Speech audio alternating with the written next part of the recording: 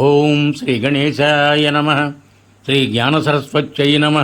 శ్రీ గురుభ్యో నమ. శ్రీ మహాగాయత్రీ మాత్రే నమ. శ్రీ మహాగాయత్రీ మాత యూట్యూబ్ ఛానల్కు అందరికీ సాదర స్వాగతం. ఆహ్వానించువారు కాశీవజ్ర సుబ్రహ్మణ్య శర్మ, నిడదవోలు.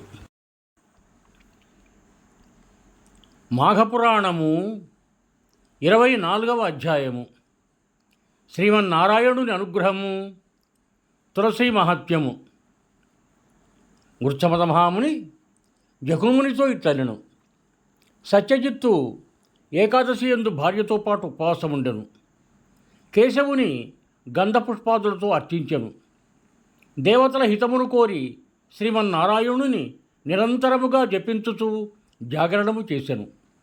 ఏకాదశి నాటి రాత్రి మొదటి జామునందే శ్రీహరి సత్యజిత్తునకు ప్రత్యక్షమయ్యను.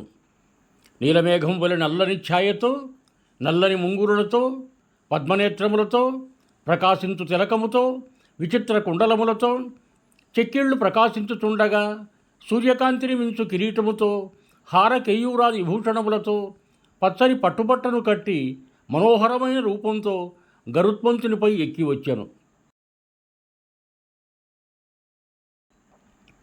మునిగణములు శ్రీమన్నారాయణును స్తుతించు భార్యతో పాటు శ్రీమన్నారాయణుని పాదములపై పడి నమస్కరించెను. శ్రీమన్నారాయణమూర్తి, నాయన, కోరిన వరమునిచ్చెదను, అడుగుమనెను.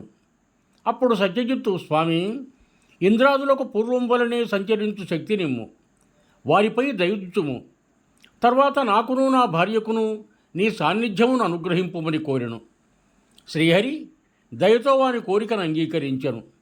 ఇట్లనెను, ఓయి, ఈ ఏకాదశి తిథి సమస్త పుణ్యములనిచ్చును.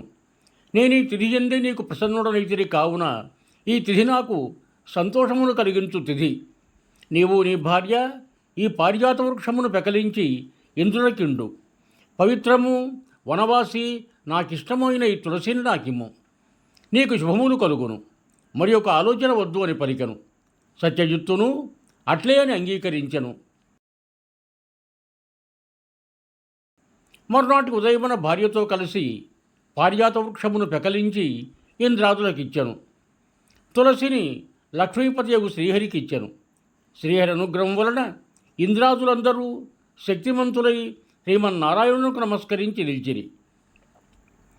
శ్రీహరి ఇంద్రాదులు వెలుచుండగా సత్యజిత్తును వాని భార్యను చూచి ఇట్లనెను, ఈ ఏకాదశి తిథి నాడు నీవు భక్తితో ఈ విధముగా నన్ను పూజించి నా అనుగ్రహమునందుట నాకు మిక్కిలి ఇష్టమైనది.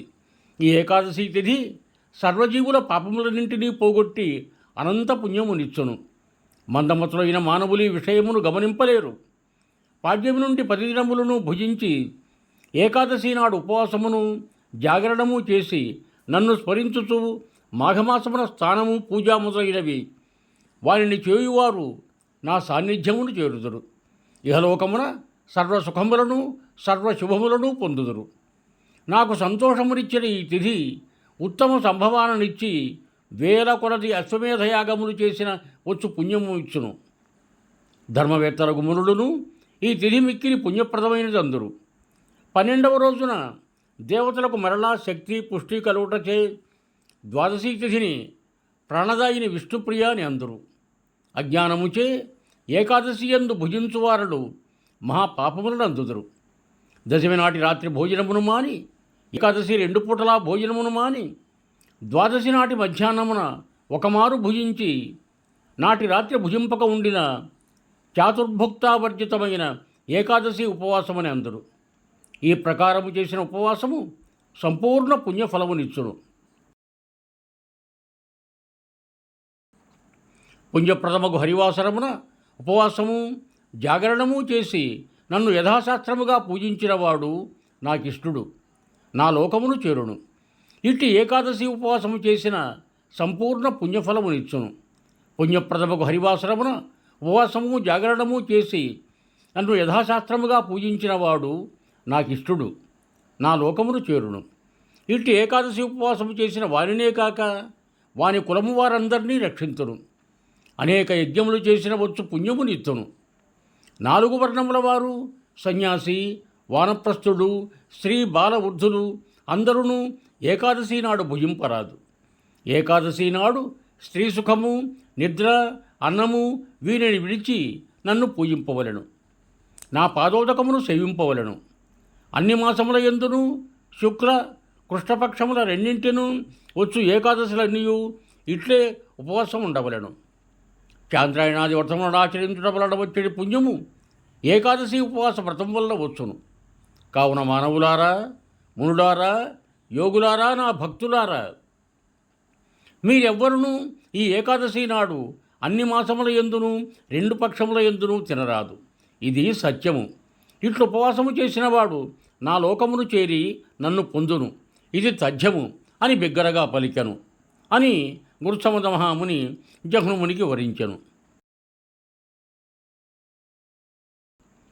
శ్రీమన్నారాయణుడు ఏకాదశి వ్రత విధానమును మహత్యమును వివరించి ఇంద్రాదులతో ఇట్లనెను. మీరీ పారిజాత దివ్యవృక్షమును తీసుకుని మీ నివాసమైన స్వర్గమునకు వెళ్ళుడని చెప్పాను. ఇంద్రాదులు శ్రీహరి చెప్పినట్టు పారిజాత వృక్షమును తీసుకొని స్వర్గమునకు పోయిరి. వారందరూ వెళ్ళిన తరువాత తులసి శ్రీమన్నారాయణునితో ఇట్లనెను. స్వామి, నీ పాదపద్మముల యందు ఆసక్తి గల నన్ను దయచూడుము. నాకు నీవు తప్ప మరి యొక్క గతి లేదు. నేను నీ పాద సాన్నిధ్యమునే కోరుకుందును అని పలికిన తులసి మాటలను విని శ్రీహరి, భూమి యందు అమృతం వలన పుట్టిన తులసి, నీవు నాకిష్టురాలవు. నా వద్దకు రమ్ము. నేను హృదయమున ధరింతును. సందేహము వలదు. నీవు పవిత్రురాలవు, పవిత్రతను కలిగించుదానవు. పాపనాశిని తులసి, దళములతో కలిగి ఉన్న నిన్ను చూచిన వారు, గంగాస్నానము చేసిన వారు పవిత్రులగుదురు. నీ దళములను మాలగా చేసి నా కంఠమున సమర్పించిన వారు, నన్ను పూజించిన వారు పునర్జన్మనందరు. అమృతము నుండి పుట్టిన తులసి, అనంతకాలము నా లోకమున నుండి నాలో ఐక్యమగుదురు. నిన్ను తమ ఇండ్ల యందు గాని తోటల యందు గాని పెంచువారికి ఏ పాపములు అంటవు. ప్రాతకాలమున నిద్రలేవగానే నిన్ను చూచి నమస్కరించిన వాడు ఆ దినమున సర్వసుఖములను అందును. యన్మూలే సర్వతీర్థాని యన్మధ్యే సర్వదేవతా యదగ్రే సర్వవేదాశ్చ తులసి త్వాం నమామ్యహం అను శ్లోకమును చదివి నీకు నమస్కరింపవలెను. తులసి, నీ దళములతో నీటిని తన శరీరముపై చల్లుకొనువాడు అపవిత్రుడైనను పవిత్రుడగును. నీ కుదురు మొదలులో ఉన్న మట్టిని తిలకముగా నుదుటిపై ధరించినవాడు సర్వసుఖములను పొందును. యక్ష రాక్షస పిశాచాదుల వలన వానికి ఏ బాధయూ ఉండదు. అమృత సంభవ తులసి, త్రైలోక్యపావని, నేను నిన్ను లక్ష్మీదేవిని సమానముగా భావింతును అని శ్రీహరి తులసికి వరములిచ్చెను. తులసి దళములను, కాండములను, శాఖలను అన్నింటినీ శుభప్రదములైన మృదువైన తన చేతులతో తాకెను. చక్రధారి స్పర్శ వలన తులసి మరింత కాంతిని, పవిత్రతను పొందెను. అప్పుడు ఆ తులసి మనోహరమైన పవిత్రమైన శ్రీరూపమునంది శ్రీహరి అంశను పొందెను. జగదీశ్వరుడైన శ్రీహరి లోకలక్షణార్థమై తులసిని నియమించెను. శ్రీహరి ఎడమ చేతితో తాకబడిన భాగము కృష్ణవర్ణమై కృష్ణ తులసి అను పేరు పొందెను. ఆ ఏవుప్పున ఇతర వృక్షములను తులసి సాన్నిధ్యముచే పవిత్రములయ్యను. తులసి ఉన్న ప్రదేశము పాపములను పోగొట్టును. అప్పుడు శ్రీహరి సత్యజిత్తును చూచి, నీవు నాకు పూజను చేసి బ్రాహ్మణ సమారాధనము చేసి నీవు నీ భార్యయు భుజింపుడు అని పలికెను. సత్యజిత్తు కూడా శ్రీహరిని పూజించి బ్రాహ్మణులకు భోజనము పెట్టి తన భార్యతో కలిసి భుజించెను. ఇట్లు ఆ వ్రతము పూర్తయిన తరువాత శ్రీహరి అందరూ చూస్తుండా సత్యజిత్తు దంపతులను తులసితోనూ కలిసి గరుత్మంతునిపై ఎక్కి తన లోకమునకు పోయెను. తులసి దళములను, కాండములను, శాఖలను అన్నింటినీ శుభప్రదములైన మృదువైన తన చేతులతో తాకెను. చక్రధారి స్పర్శ వలన తులసి మరింత కాంతిని, పవిత్రతను పొందెను. అప్పుడు ఆ తులసి మనోహరమైన పవిత్రమైన శ్రీరూపమునంది శ్రీహరి అంశను పొందెను. జగదీశ్వరుడైన శ్రీహరి లోకలక్షణార్థమై తులసిని నియమించెను. శ్రీహరి ఎడమ చేతితో తాకబడిన భాగము కృష్ణవర్ణమై కృష్ణ తులసి అను పేరు పొందెను. ఆ ఏవుప్పున ఇతర వృక్షములను తులసి సాన్నిధ్యముచే పవిత్రములయ్యను. తులసి ఉన్న ప్రదేశము పాపములను పోగొట్టును. అప్పుడు శ్రీహరి సత్యజిత్తును చూచి, నీవు నాకు పూజను చేసి బ్రాహ్మణ సమారాధనము చేసి నీవు నీ భార్యయు భుజింపుడు అని పలికను.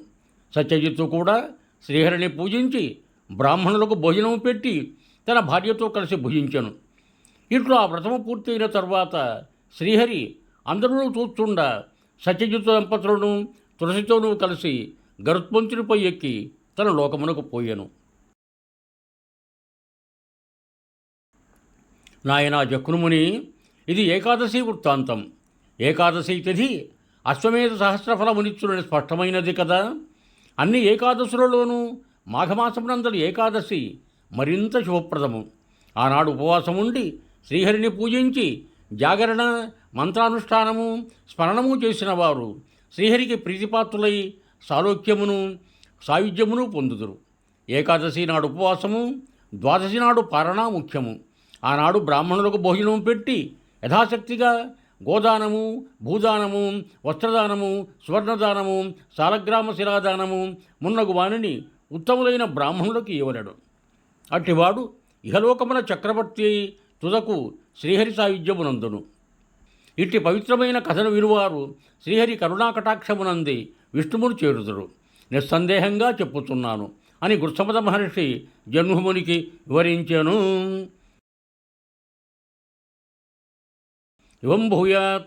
సర్వే జనా సుఖినో భవంతు. ధన్యవాదములు.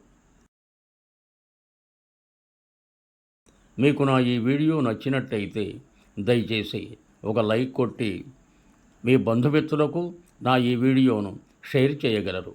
అదేవిధంగా నా ఛానల్ శ్రీ మహాగాయత్రి మాత యూట్యూబ్ ఛానల్ను సబ్స్క్రైబ్ చేయ ప్రార్థన.